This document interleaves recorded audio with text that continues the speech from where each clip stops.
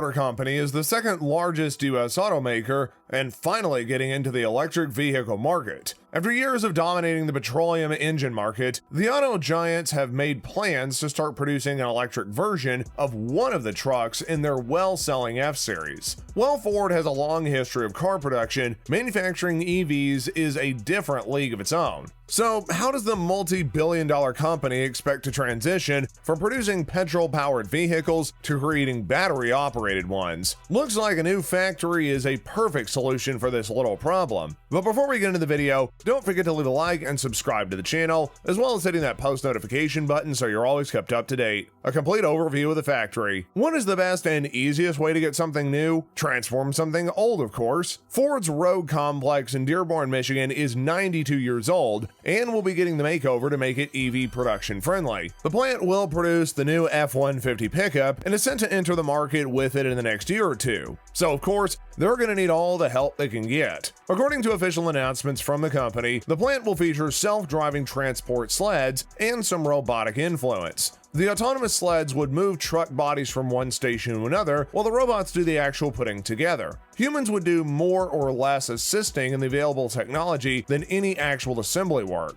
Inside what the company's manufacturing chief Gary Johnson is calling, quote, the most advanced facility we've got in the world, there will reportedly be jobs created despite the machine-based work. Kumar Galtora, president of Ford in Americas, told reporters in an interview that last year there would be about 300 jobs available in the new vehicle plant, and so they would actually be creating more jobs rather than terminating them. The 500,000 square foot Rogue Electric Vehicle Center is going to cost Ford an estimate of $700 million, and it's going to begin to produce both hybrid and pure electric F-150 trucks. With how loyal Americans are to the Ford trucks, and with a growing demand for electric vehicles, they should more than recover their investment in a couple of years. Is it enough? When you consider that renowned EV manufacturer Tesla Motors has more than just one factory, you kind of start to wonder how much more competition Ford will actually be to them. Tesla has announced its Cybertruck and would go into production soon. With a 5.3 million square foot gigafactory in Fremont and other gigafactories around the world, the impressive speculations of the Cybertruck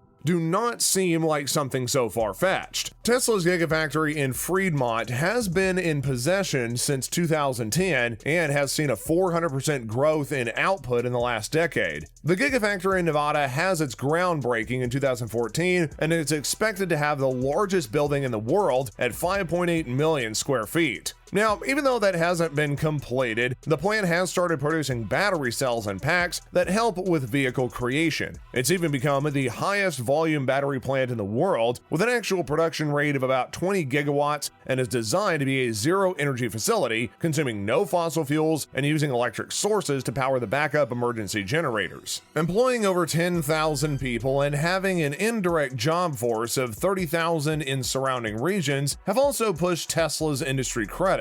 Tesla signed a cooperation agreement with the Shanghai municipal government on the 10th of July 2018 in order to build another gigafactory in the biggest electric vehicle market in the world, China. The factory currently produces the Tesla Model 3 and will also start to build the Tesla Model Y, which delivers on the latter expected from January 2021. The massive project reportedly received 15 billion or 3.9 billion pounds worth of investment. More gigafactories are planned for Tesla in the United States in locations like New York and Texas. That would end up giving the company a higher edge than they already have, and at least one of these factories would threaten Ford's big plans with the Cybertruck production. We also need to remember that General Motors, Ford's longtime rivals, also has a huge EV transition in the works. General Motors' first electric vehicle has been on sale since 2017. The Chevy Bolt was released under its Chevrolet brand. General Motors had just announced, quote, Ultium electric vehicle battery and platform. Let's find out what exactly that is. Ultium is GM's new modular electric vehicle platform, and it features a new and improved battery pack. I guess we could also call this as no new physical car has been produced with an Ultium. However, it was announced back in March 2020 as being a part of GM's announcement of its intention to take EV production more seriously. The Ultium platform is designed to be quote-unquote flexible and multifaceted to eventually undergird a variety of vehicle types and shapes.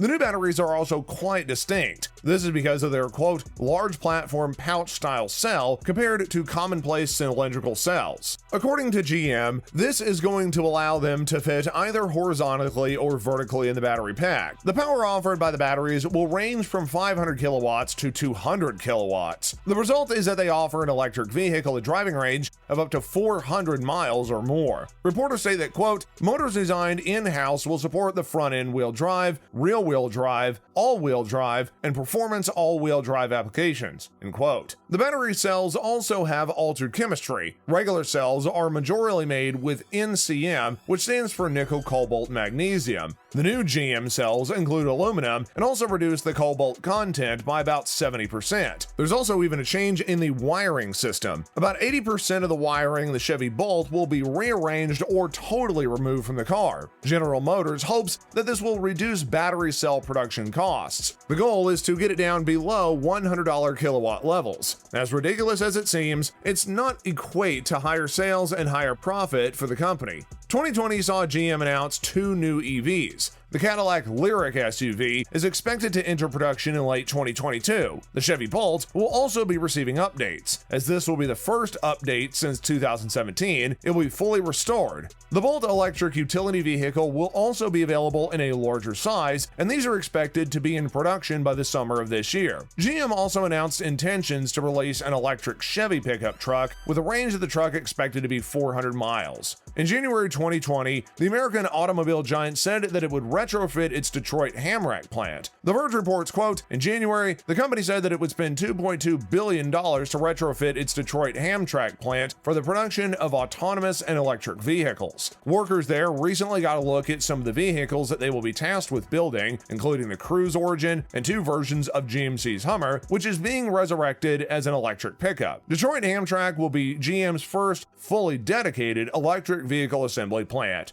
End quote. Now, Ford said its electric truck, which is set to go on sale by 2022, is going to be the fastest and most powerful pickup ever produced. The automaker has described its competitors as, quote, lifestyle trucks, and has said that the electric F-150 will double as a mobile generator capable of powering a job site or the driver's home. It is said that will even feature a giant truck, dual motors, and be the most capable Ford truck to date. Ford hasn't released much details about the F-150's electric powertrain so far, but it stated that it's going to be able to feature dual electric motors, presumably one for each axle, making the truck all-wheel drive. Its horsepower ratings are also still unknown, but the F-150 electric is likely to be one of the more powerful F-150 models available when it goes on sale. Performance should be quite brisk, but we'll have to wait until we can strap our test gear on to find out exactly how quick the new truck will be. Ford has also submitted patents for a removable range extender motor, which is disguised as one of the most popular aftermarket bed-bound toolboxes. The motor would kick in to recharge the battery in the event that there's no charging station nearby. As far as the charging and range, we still don't know anything, but hopes are out there that we get a battery pack large enough to give us at least 300 miles per charge. As the F-150 is not a small car, there really should be the capacity for multiple battery packs to be able to get a good enough range in the truck. In 2019, Ford showed off the truck's towing capacity of 1 million pounds using a train section carrying F-150 trucks. That payload capacity is something very attractive about it, but that would mean most likely lower in power production